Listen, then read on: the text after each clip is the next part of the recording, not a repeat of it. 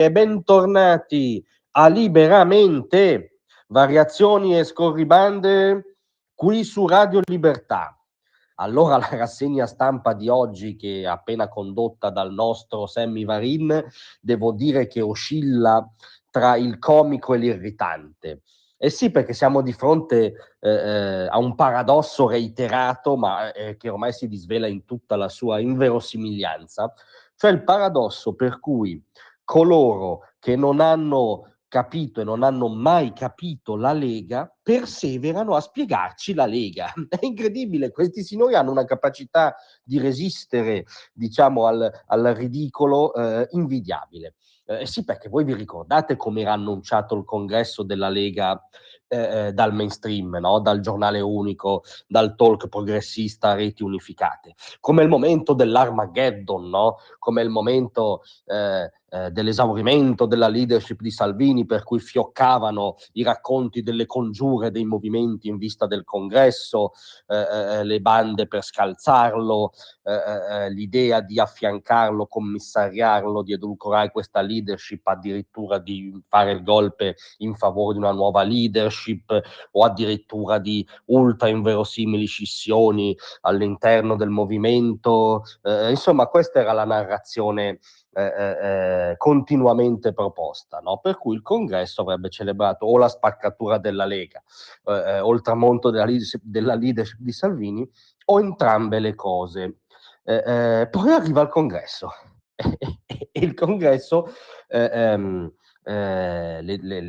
quello che emerge plasticamente dal congresso è l'unità della Lega, è il riconoscimento delle varie anime che per fortuna si sono manifestate, e per fortuna che esistono varie anime in un movimento politico, è segno di vitalità.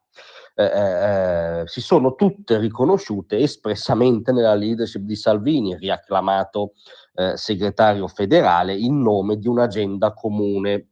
Con Gascono di Lorsignori, peraltro, ci sono alcuni dettagli che li smentiscono ulteriormente del congresso. Per esempio, uno dei discorsi più accalorati in favore della leadership ribadita di Salvini è stato il discorso di Zaia, per esempio, che lo ha spronato proprio a riprendere ulteriormente in mano il progetto. Ma tutto il clima era il contrario di quello che i Soloni, gli analisti, i legologhi o presunti legologhi ci stavano spiegando da un anno sostanzialmente.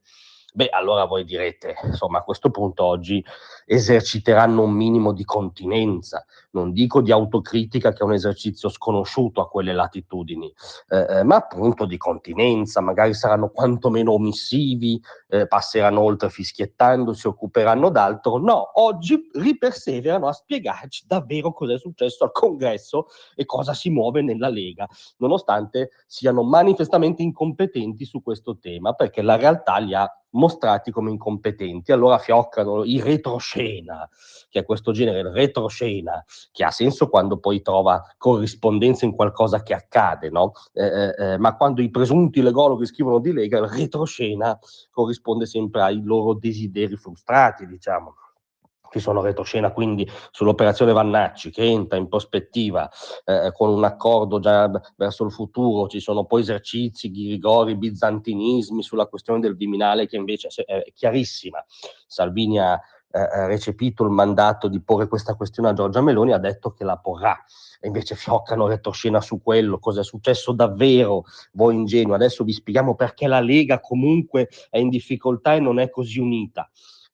Insomma, è un esercizio comico guardarlo da fuori, anche francamente un po' irritante, perché loro signori non hanno mai capito nulla di Lega, e non l'hanno mai capito perché la Lega, dalle sue origini, rappresenta qualcosa di alternativo al mainstream.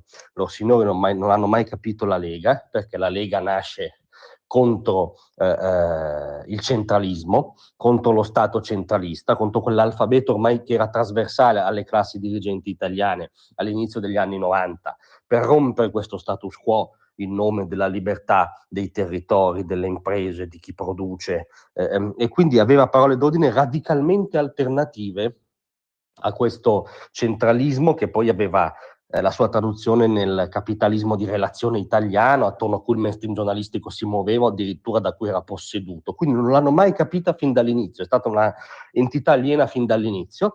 Non la capiscono oggi, che proprio in nome di quelle battaglie originarie, i territori, il pluralismo, le differenze, la libertà dell'individuo, delle aziende, dell'economia reale, proprio in nome di quelle ragioni si oppone al superstato europeo, che è stata una delle parole d'ordine più ribadite al congresso, tutta thatcheriana, la lotta al superstato europeo. Anche oggi non possono capirne nulla, perché per loro il superstato europeo è un dogma. Quindi per loro la Lega è sempre stata aliena, è sempre stata il totalmente altro, non l'hanno mai capita, e mi viene da aggiungere, per fortuna.